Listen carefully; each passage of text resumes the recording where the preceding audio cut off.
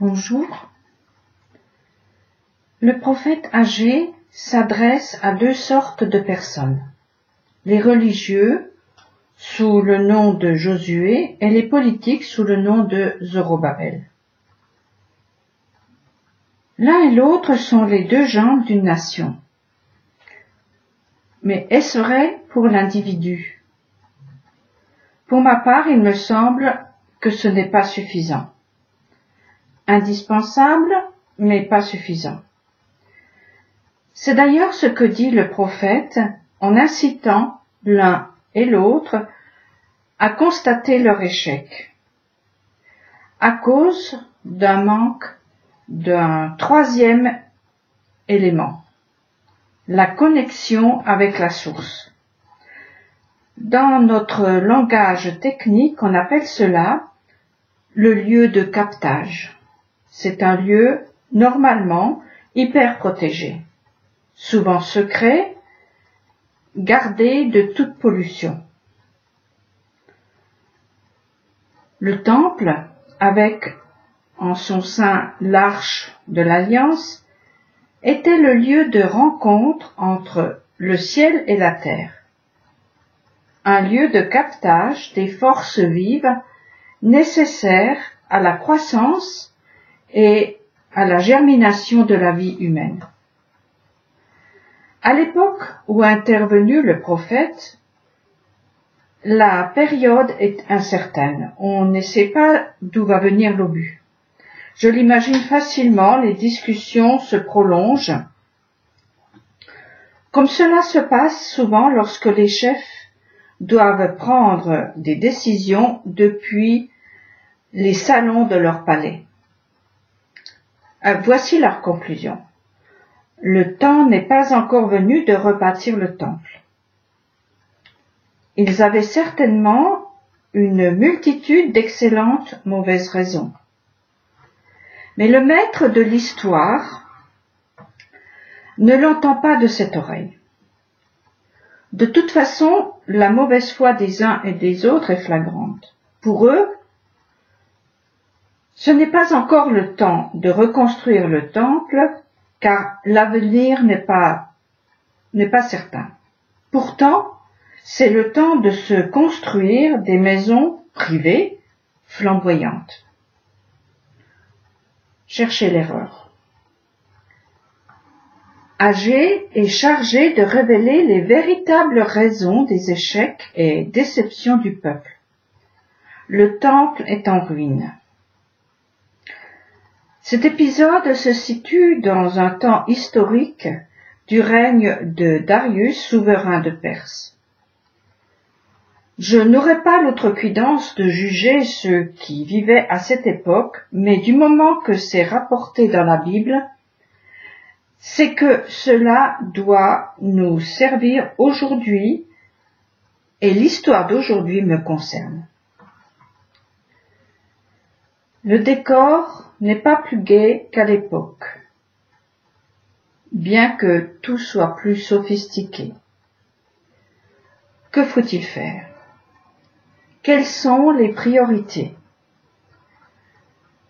Une catastrophe chasse l'autre comme un torrent de boue déferlant dans nos rues d'habitude si proprettes. Partout, il y a des choses graves qui se passent. Il y a des tas d'aides à apporter d'un bout de la terre à l'autre, tant pour la nature, les animaux ou les hommes. Ce n'est donc pas, a priori, le temps de s'occuper de soi. Cela, c'est la plupart qui le diront. Le danger est partout. Il faut se construire des sécurités, courir aussi partout pour arrêter les hémorragies. Ceci à en perdre la tête. Beaucoup s'appellent aujourd'hui monsieur ou madame Atlas, d'autres monsieur ou madame Autruche, quand ce n'est pas monsieur ou madame sage, s'enfermant dans des cloîtres pour cultiver leur jardin, ou dans des paquebots pour faire le tour du monde. Chacun a ses raisons. Chacun sa responsabilité dans l'action qu'il entreprend. C'est vrai qu'il y a tant à faire et plus encore, mais AG conseille de s'interroger sur les résultats d'un tel déploiement de moyens.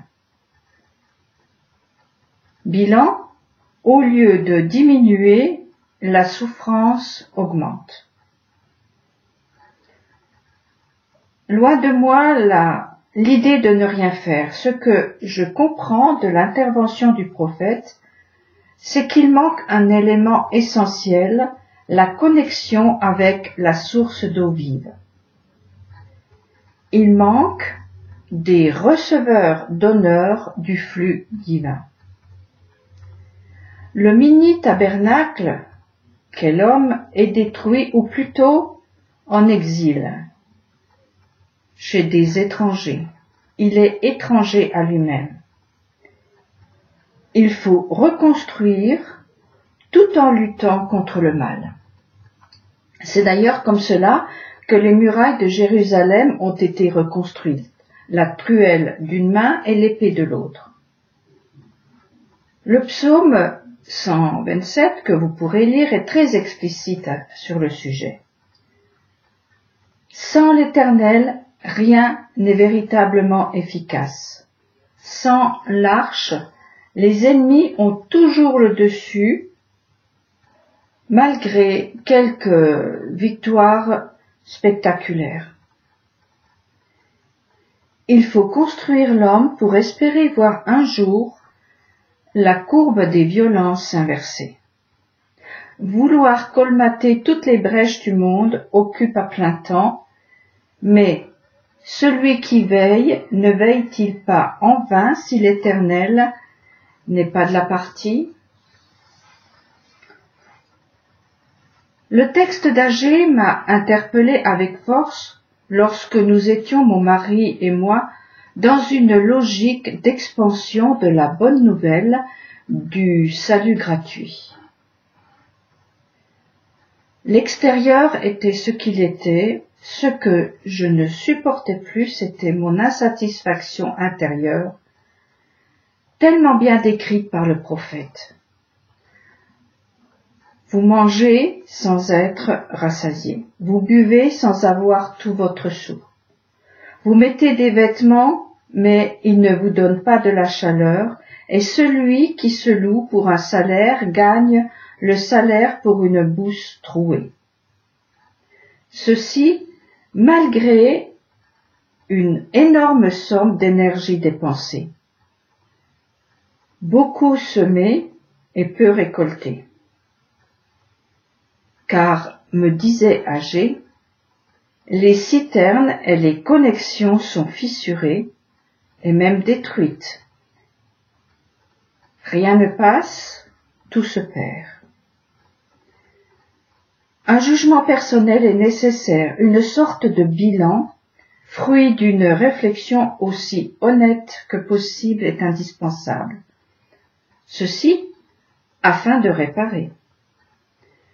Bien sûr, il serait malsain de tomber dans une introspection permanente. Juste un coup d'œil derrière soi, aussi honnête que possible nécessaire. Sans un diagnostic précis, les thérapies entreprises risquent de faire plus de mal que de bien. Job avait cette lucidité de chercher la source du problème, sans s'arrêter aux propositions des bonnes volontés qui l'entouraient. La vérité se sent plus qu'elle ne se sait. Comment ça? Avec tout ce que je fais? Tous mes efforts pour ne pas fauter et faire le bien? C'est si moche derrière le voile. Ne suis-je qu'une coquille vide? C'est sans doute vrai si Lorsque j'ai fini de me shooter aux grandes démonstrations, je suis seule. J'ai faim, soif, froid. Le fruit de mon travail file entre mes doigts. Après avoir bien travaillé, il doit rester une satisfaction profonde, malgré la fatigue bien naturelle. On peut admettre une tristesse passagère, mais pas ce vide abyssal qui tire vers le bas et épuise. Bilan fait, il faut réagir, monter, peut-être descendre. Peut-être faudra-t-il tout laisser derrière soi pour chercher des matériaux de la reconstruction. Laisser les idéologies qui nous ont portés jusqu'à présent. Il faudra souvent des massues, des explosifs pour faire sauter des pans de murs entiers. Il faut nettoyer pour reconstruire.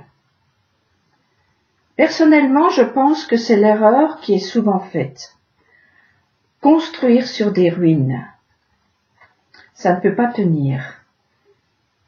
Les fondations étant un mélange d'erreurs, d'espoirs mal placés, de frustrations inavouées, il faut prendre le temps de nettoyer. Ah oui, il y a les pauvres là-bas. Il y a les ours sur la banquise qui font à vue d'œil. Il y a le trou d'ozone et l'épidémie X qu'il faut éradiquer. Il y a tout ce que vous ne savez pas, mais il y a l'Éternel qui s'inquiète. Bien sûr, c'est une façon de parler. Il se dit, mais où vais-je pouvoir poser mes pieds pour enfin mener mes troupes à la victoire? Où est celui ou celle qui saisit la main que je lui tends depuis la création? Ma main fouille les décombres, mes yeux scrutent la nuit. Personne pour me venir en aide? L'interprétation que je fais de ce texte m'est personnelle. C'est un des obstacles qui m'a été envoyé pour changer ma façon de penser et donc ma façon d'agir. Après avoir plus ou moins accepté le diagnostic, il m'a fallu comprendre ce que voulait dire monter sur la montagne, chercher du bois. Monter, comment? Quelle montagne? De quel bois parle-t-on? L'aventure des Hébreux dans le désert, qui ont tourné pendant 40 ans, donne une idée de ce qu'est cette recherche. Des hauts, des bas, plus de bas que de hauts, avec tout de même, au plus profond, ce sentiment de satisfaction, celui d'avoir choisi la bonne part. Écouter, apprendre, chercher le bois de l'arbre de vie. Cela peut paraître insignifiant et égoïste au regard de l'extérieur, mais il faut le faire pour pouvoir agir juste. Pas selon les critères d'une morale qui, au final, fait la part belle aux tyrans. Dans un autre contexte que celui de Agé, nous avons un autre exemple de cette folie apparente. Dans les heures les plus tristes et les plus cruelles de la vie des Hébreux en Égypte, une famille va marcher à contre-courant. Le pharaon a ordonné aux sages-femmes de tuer tous les bébés mâles des Hébreux. Bien que les sages-femmes n'aient pas réellement obéi, il n'était pas très raisonnable de faire des enfants à cette époque. La souffrance risquait d'être trop forte. Ce n'était donc pas non plus le temps de construire un avenir. Mais toutes les familles descendantes de Jacob allaient donc disparaître par manque de reproducteurs. C'était l'assimilation complète qui était visée. Vient Myriam, qui, un peu comme âgée, dit à ses parents, « Réfléchissez, qu'est-ce que vous faites ?» Les arguments qu'elle avance vont convaincre ses parents de remettre les choses à l'endroit, d'agir non pas selon une logique émotionnelle, bien que raisonnable au vu de la situation, mais d'agir selon une justice que nous ne pouvons pas comprendre. Il faut retrouver les priorités voulues par le maître de l'histoire. Et ces priorités sont rarement les nôtres.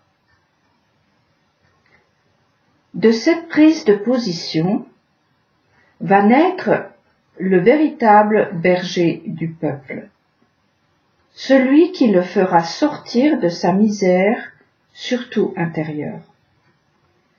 Car esclaves, leur mentalité ne leur donnait même plus l'idée qu'ils pouvaient sortir de leurs conditions. Leur bourse était trouée, ils travaillaient pour rien. En ne faisant pas d'enfants, pourtant c'est certain, il y avait d'autres priorités, le peuple s'autodétruisait. C'est ce que j'ai compris de Agé. En ne se construisant pas, on s'autodétruit. Dit d'une façon plus légère, celui qui s'arrête de pédaler finira par tomber.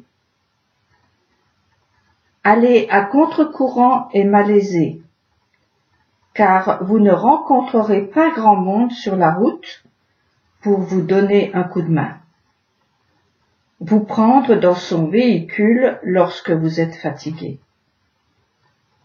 Si, vous en rencontrerez qui seront tout heureux de vous ramener dans ce que vous avez tellement de mal à quitter. Ne cédez pas. La maman de Moïse a trouvé les astuces, avec l'aide de Dieu, pour que la vie continue malgré tout. Montez sur la montagne, cherchez du bois, comme cette maman, malgré son cœur certainement explosé par la peur et la douleur, elle a trouvé la force de chercher des joncs pour tresser la nacelle qui pouvait permettre à son fils de surnager. C'était sa bouteille à la mer, le message étant à l'intérieur. Le message venait de l'intérieur d'un lieu qu'elle ne pouvait voir. L'extérieur étant tellement aveuglant de haine. J'ai remarqué que par 2 fois dans l'histoire biblique, ce sont des enfants qui sont chargés d'apporter la nourriture aux aînés. Ces enfants ne sont pas n'importe qui. Il s'agit de Joseph, fils de Jacob et Rachel, et de David, fils de Jessé. Faut-il y voir le signe de ce qui pallie à cette fin, de celui qui oublie l'essence de toute chose? La mission de leur vie à tous les deux a commencé ce jour-là. Un fils, véritable construction que les bâtisseurs du monde négligent. Là est le secret du temple qui se reconstruit dans l'intimité d'une alliance entre le ciel et la terre. Les 2 modèles que sont Joseph et David nous montrent comment reconstruire avec l'efficacité des justes. Pour cela, il faut retourner à l'école, pour apprendre à lire et à parler comme un vrai fils de ce géant qu'est Adam. J'ai donné à cette petite vidéo le titre de « Construire quoi ?» Ce n'est pas une question, c'est une affirmation. Construire le quoi qui, en hébreu, a la même valeur numérique que Adam. 45. Quoi suggère un objet, donc quelque chose de concret comme une maison, un foyer, une famille. Ce chiffre me fait penser à un ballon rempli d'air. Pardon pour cette image triviale de la dent, mais n'est-ce pas dit que l'homme est un souffle? Retirer l'air, reste une espèce de loque aplatie, toute fripée, incapable de s'élever ou de bouger. Je laisse derrière moi ce ballon. Espérons que c'est un ballon d'oxygène pour beaucoup.